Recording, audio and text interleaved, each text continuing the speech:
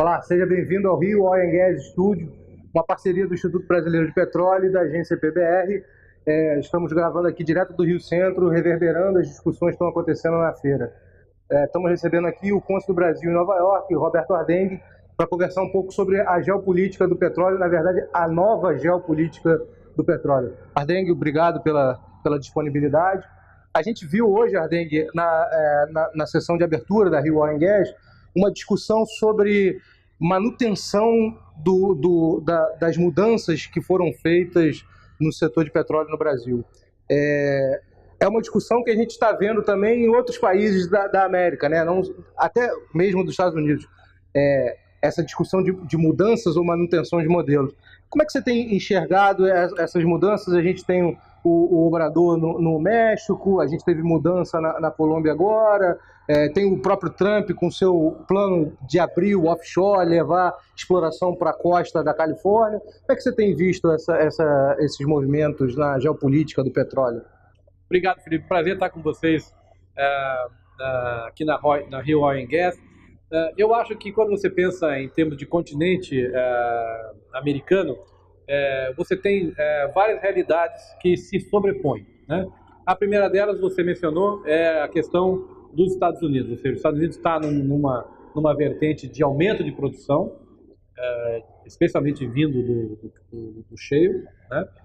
Esse aumento de produção, em alguns anos, vai fazer com que os Estados Unidos sejam um exportador de petróleo, coisa que era inacreditável há alguns anos. Eu fui formado no mundo que os Estados Unidos era o grande importador de petróleo, e não é por acaso que os Estados Unidos se mete, inclusive politicamente, no Oriente Médio, né? O que você está vendo hoje é, primeiro, o aumento de produção americana e, ao mesmo tempo, se alguém observar a geopolítica mundial, que os Estados Unidos está cada vez mais se retirando das questões no Oriente Médio, porque hoje em dia o Oriente Médio não é tão estrategicamente importante para os Estados Unidos como foi no passado, né?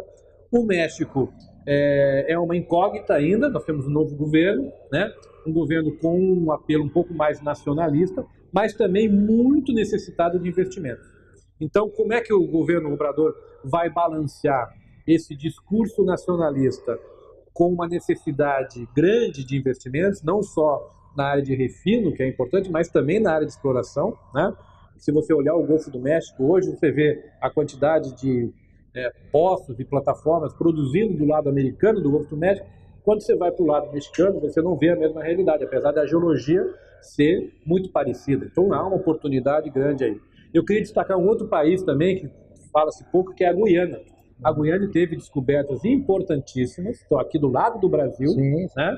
É uma bacia que tem comunicação com a geologia brasileira, e a Guiana é um país que, se tudo correr como eles estão esperando, não só é um país que vai se tornar um importante produtor de petróleo, mas também tem uma oportunidade até para as empresas brasileiras de começar a comercializar bens e produtos no mercado da Guiana. E temos ainda a Argentina, que é um elemento importante e que tem reservas de gás muito significativo na Neuquén. E que vai fazer um primeiro leilão offshore agora, né? Vai fazer o primeiro leilão offshore agora, ou seja, eles estão começando a se movimentar nesse setor, um pouco atrasados com relação ao que a gente já fez no Brasil, mas também com grande perspectiva, não só no offshore deles, mas também em Neuquén, lá na Vaca Muerta, né?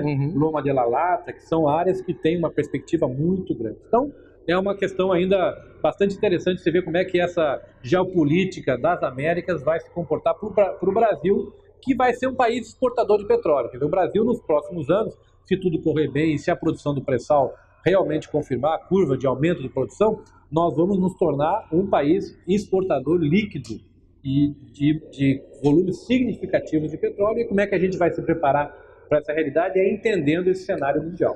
A gente esperava que no México parasse tudo com a vitória do Obrador. A gente agora já está vendo que não é bem assim. Ele já está mantendo algumas coisas. Mas você acredita que essa questão do México pode ser uma possibilidade a mais de investimento para a gente aqui no Brasil, de atração de investimento? Eu acho que sim.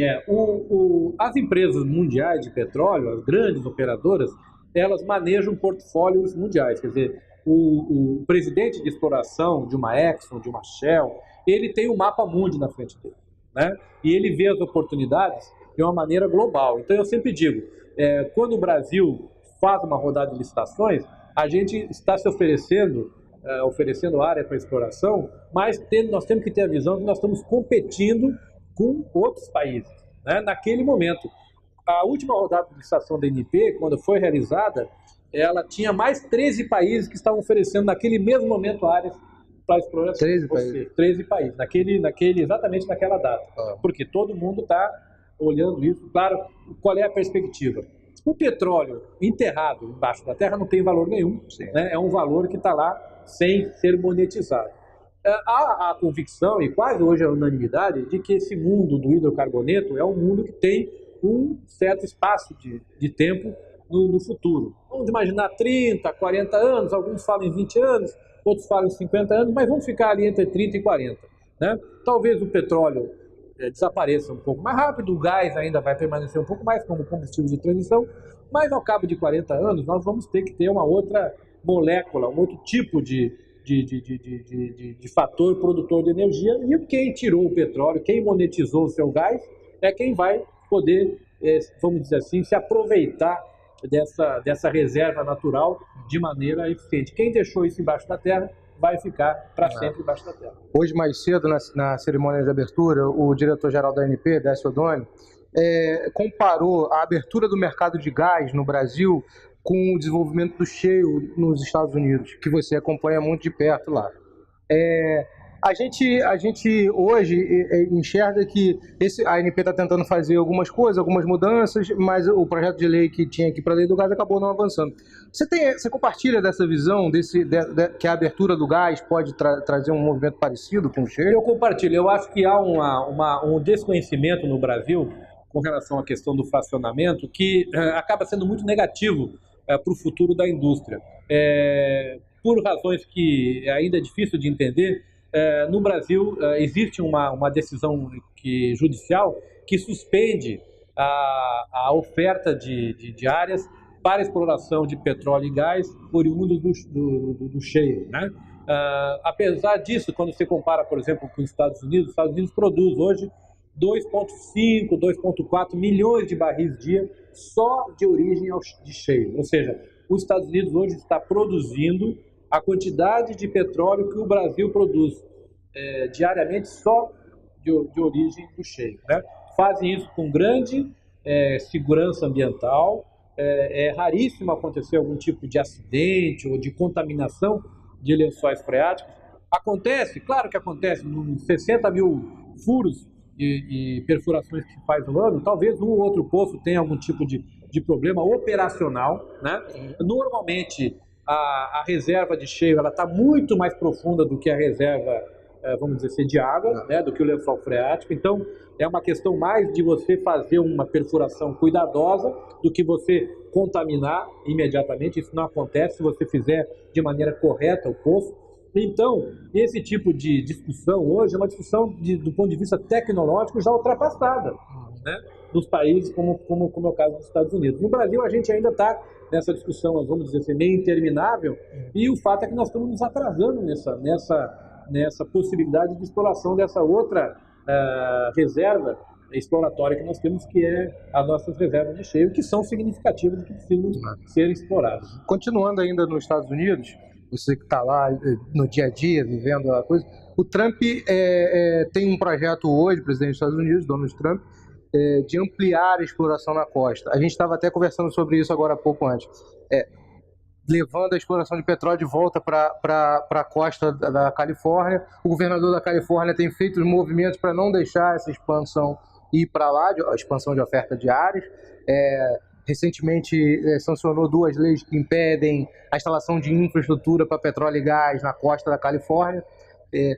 Como é que você vê esses movimentos? Você acha que o governo Trump vai conseguir expandir essa questão da exploração para a Califórnia? Essa discussão está, vamos dizer, acontecendo nesse momento nos Estados Unidos. Durante a campanha eleitoral, o Trump foi muito claro no sentido de que ele iria realmente permitir que a exploração de petróleo offshore se desse tanto do lado do Pacífico quanto do lado do Atlântico, né? Então nós estamos falando tanto da costa oeste quanto da costa leste americana, né?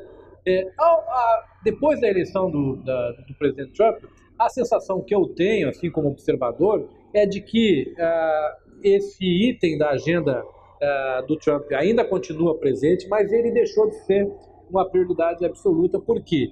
Porque, como eu disse, a produção de shale está indo muito bem, obrigado, ou seja, os Estados Unidos está numa posição bastante confortável, com um aumento significativo da sua produção, e além disso, também há oportunidades grandes na área do Golfo do México, que já é hoje licenciada, que já tem a sua licença ambiental e onde tem muito petróleo para ser explorado. Então, a sensação que eu tenho, do ponto de vista até das próprias operadoras, das empresas americanas, é que isso ainda não está numa prioridade absoluta do ponto de vista deles, porque eles têm hoje bastante coisa no prato, como se diz, para trabalhar, do que entrar em polêmicas com relação a estados como Nova York, Califórnia, que são muito contra, né, esse tipo de exploração nas suas costas. Né?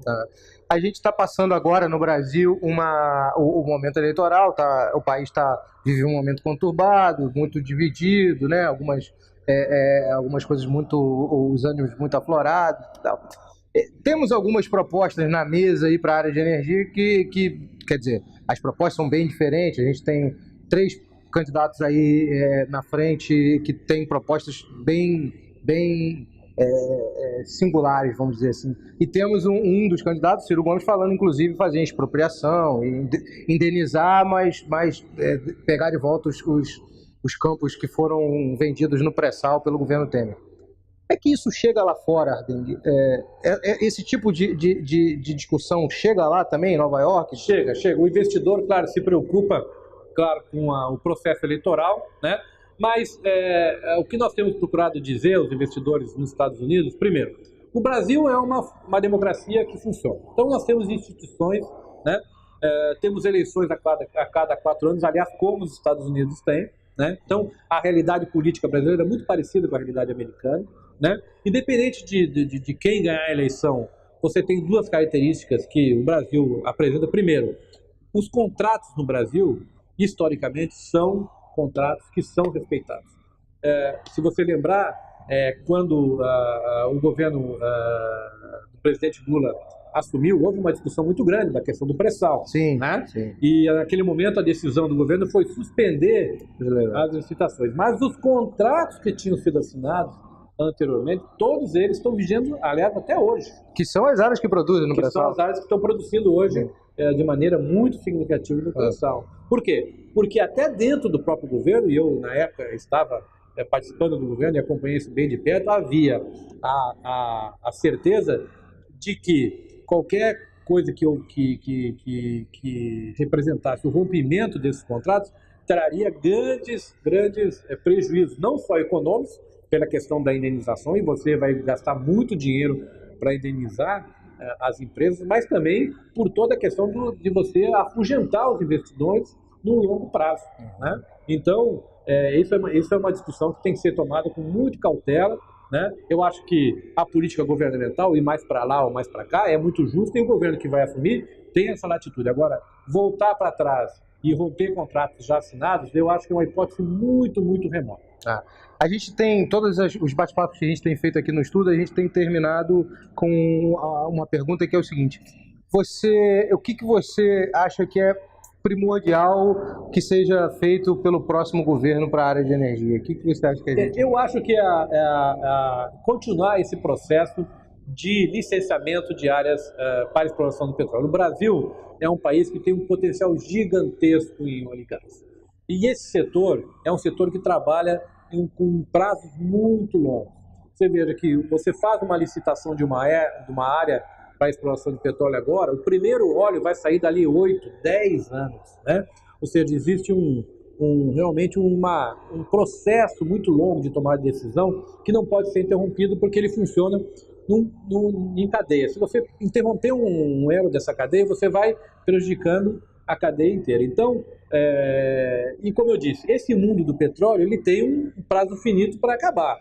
Eu acho que isso é quase hoje um consenso em termos dos grandes especialistas internacionais de que o mundo do petróleo ele vai mudar significativamente nos próximos 30, 40 anos. Então, procurar monetizar essa riqueza, gerando emprego, gerando renda, gerando pagamento de impostos. Esse setor é um setor altamente tributado, né? O governo arrecada um bom valor, não só o governo federal, mas também o governo municipal, os governos estaduais, todo mundo recebe valores bem significativos dessa atividade. Então, manter esse processo, eu acho que seria o que representaria melhor o interesse nacional no longo prazo. Tá certo.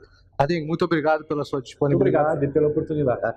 Gente, continua acompanhando a gente no nosso site www.epbr.com.br/estúdio ou na nossa página no YouTube. Obrigado.